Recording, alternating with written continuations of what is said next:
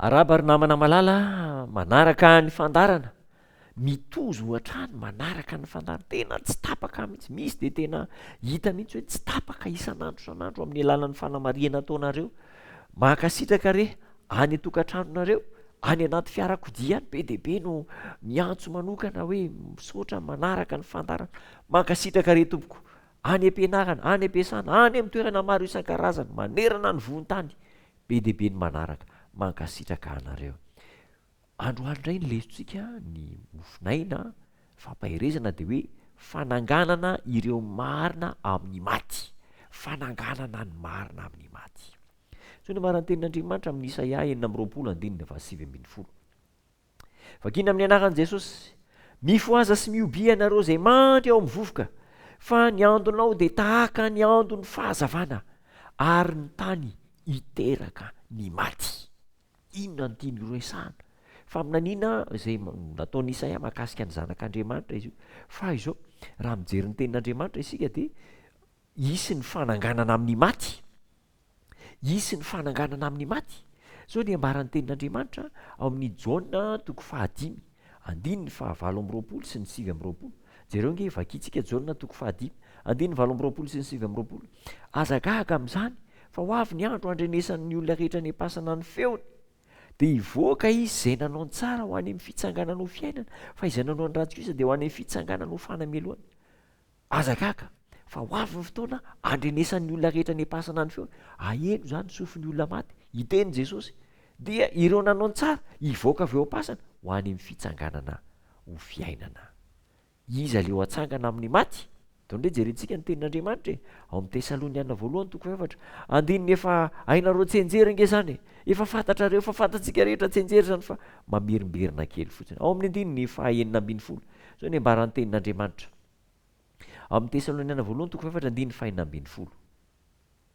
Fa raha inotsika fa efa maty Jesosy Kristy, atonga amin'ny 7:20 ary 13 Tesaloniana 1:4-5:20. Fa tsy tianay tsy ho fantatrareo rahalany amin'izay nody mandro mba tsy halovonareo tahaka ny sasany tsy manana fanantenana. Fa raha inotsika fa efa nitsangana Jesosy sady efa nitsangana indray, de toy izany koa ny hitondran'Andriamanitra izay nody mandry ao aminy. 5:20. Fa ny tenan'ny tompo midina avy any an-danitra amin'ny fientsoana sy ny fonarik'anjely, ary ny trompetran'Andriamanitra ka izay maty ao amin'ny Kristy no atsangana ny maty ao amin'ny Kristy, isy fitsanganana amin'ny maty. Toko sy andininy be deaibe ao amin'ny sokatra masina no manambara fa isy ny fitsanganana amin'ny maty. Ary rehefa ho avy Jesosy, atsangana amin'ny maty.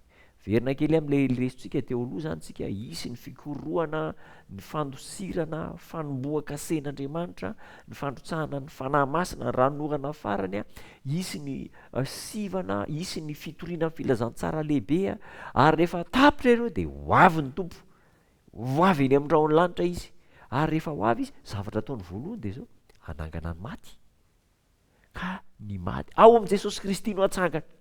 Isika rehetra fa samy manana olon-tiana havana akaiky maty nody mandry, aza matahotra fa ho avy ny fotoana ananganan'i Kristy azy ireny. Rehefa ho avy izy, andre izy hiverina ny nofo, hiverina amin'ny olombelona, anana fofinaina, ahita ny masony, de izao ahitantsika izy, hifamina amintsika indray. Zany ny ataon'i Jesosy rehefa ho avy. Aza malahelo ny fontsika, minoa an'Andriamanitra minoa ko, ho avy indray izy ka handray antsika ho any aminy, ka izay toerany no hitoerantsika koa. Tafaray sy tafaonareo ireo mpisakaiza no saran'ny fahafatesana, ireo mpifankatia no saran'ny fahafatesana, faranany Kristy ny fahafatesana. Ary any amin'ny Korinthiana 1:5-10, andininy 5:10. Zao ny ambaran'ny tenin'Andriamanitra, Korinthiana 1:5-10 azafady, andininy eo vakitsika zay voasoratra ao amin'izany tenin'Andriamanitra izany. Ikikika isika, iantsoantso, anadroadro, ry fahafatesanao, ry fahafatesanao, aiza ny fandresenao, ry fahafatesanao, aiza ny fandronanao. Ny fahafatesana ny fahavalo farany ho resena ka levona. Ry namana, tsy maintsy ho resy ny fahafatesana, tsy maintsy hitrangy zany. Hatrakao ny finoana, hatrakao ny lohantsika, atanjao ny finoana, ho avy Jesosy anangana ny maty, ary de hifankahita amin'ny mpifaliana ny mpihavana mpifankatia izay no sarahany fahafatesana. Ho velona ao anatintsika izany teny fanantenana izany, hiainantsika izany mba ho zava-misy tokoa rehefa tonga Jesosy. Amin'izay fotoana izay zany aza gaga ntsony ianao raha ohatra ka mahita ny namanao maty mitsangana, ny olontianao sanatria ny vadinao, sanatria ny zanakao, sanatria ny ray aman-dreninao, aza gaga sao de hoe matoto na anjely na angatra tsia fa tena olombelona atsangany Jesosy de ifamina amin'izy irentsika, hivavaka isika. Jesosy tompo tsara misaotra anao zay, antoka manahoana no anananay finoana manahoana no mampitraka sy mahafaly anay, na de teo aza ny fahoriana zay ny anjady vokatry ny fisarana tamin'ny olontiana, ho avy ianao Jesosy eo, iona amin'izy ireny zay kosa de ampirisio mba hiaraka aminao isan'andro an'olo-tena ho anao isan'andro ka rehefa ho avy ianao de hifankahita amin'ireny mahalalana rehetra ireny izahay.